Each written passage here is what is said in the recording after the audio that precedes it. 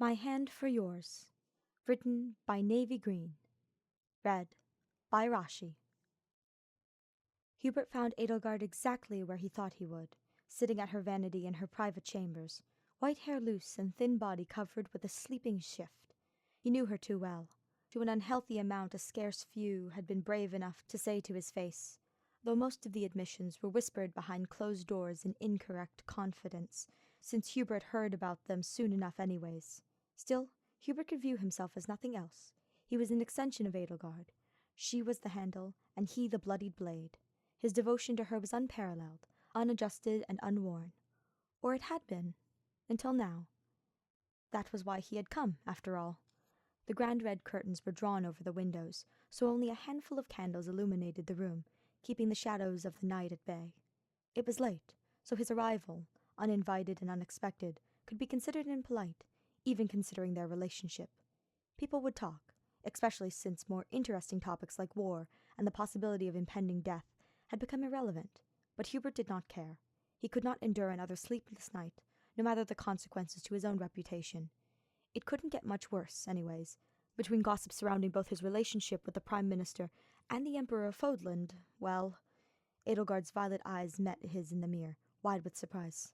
"Hubert," she greeted, and turned to meet his gaze proper, gaze a touch confused.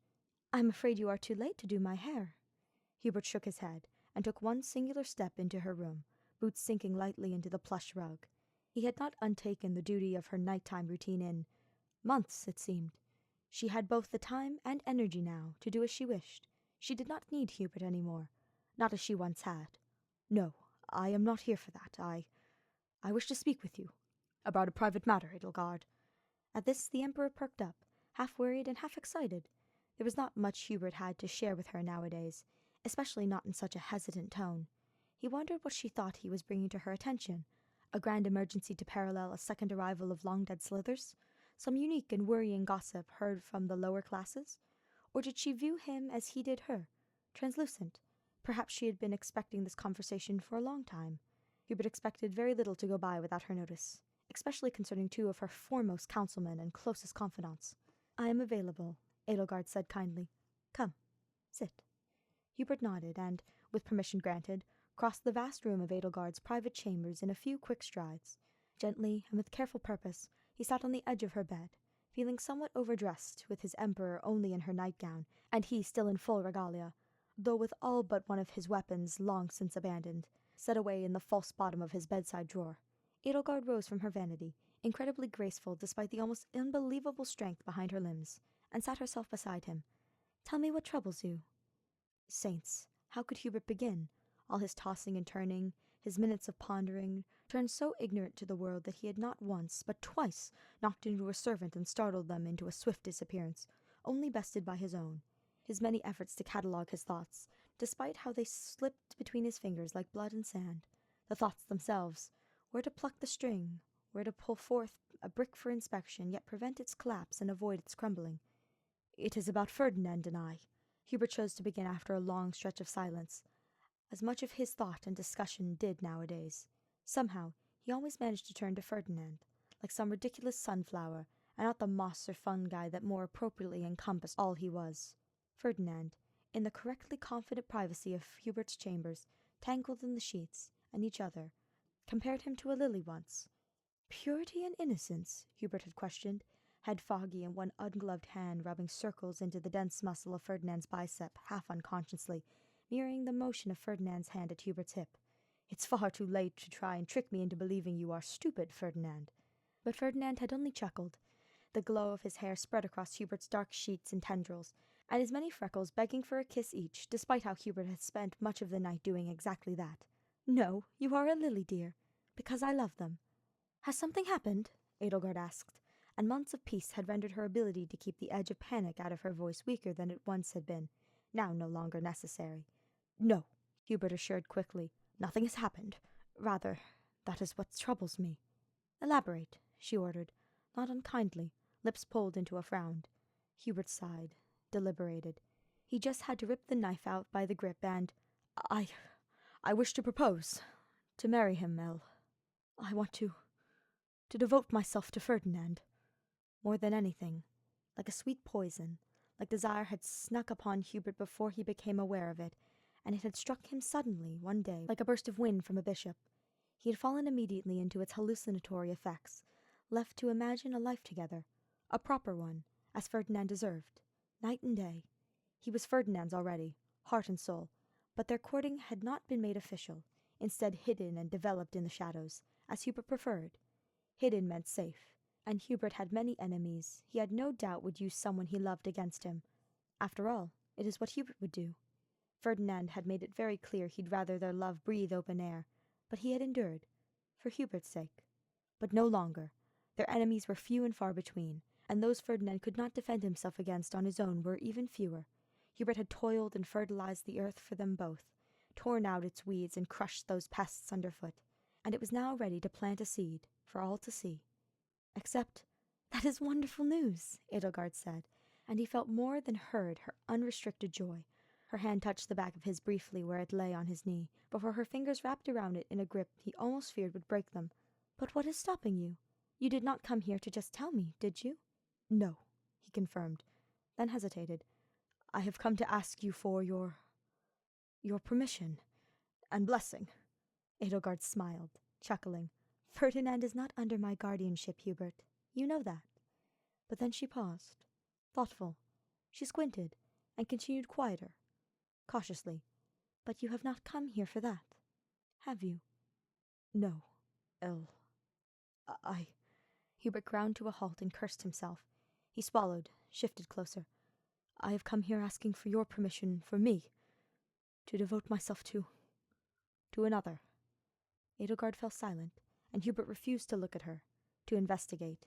He kept his eyes stuck to the tips of his boots, polished to perfection and much easier to maintain, now that his need to step through puddles of blood had diminished significantly. When Edelgard finally spoke, her words were quiet with honesty. "You are not under my guardianship either, Hubert."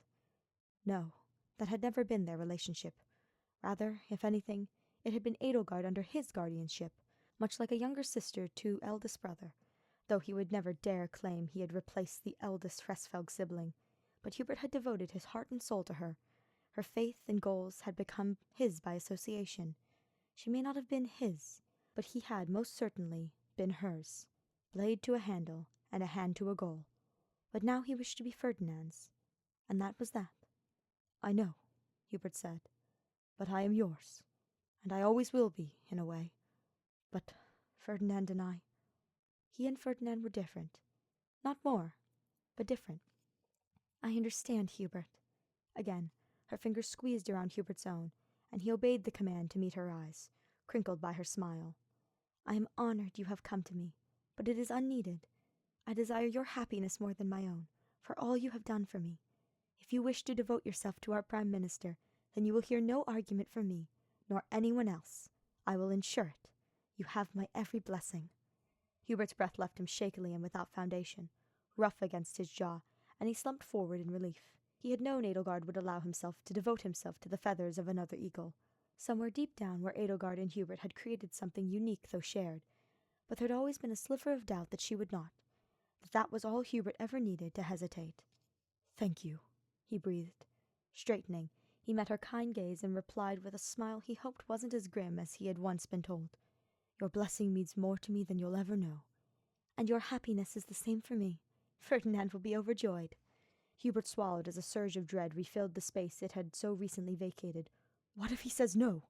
Edelgard squeezed his hand, and Hubert thanked every useless deity that might or might not exist for her lack of even a singular crest in this moment. "He will not." "How can you be so certain?" "Because I am your emperor." She stood while Hubert frowned. She had never made use of that excuse before with him. "Now, off to bed with you. When your engagement portrait is ordered, I want you to look your best, not sleep-deprived." "My what?" "Nothing. Now go. I'm sure your Ferdinand is missing his gangly pillow."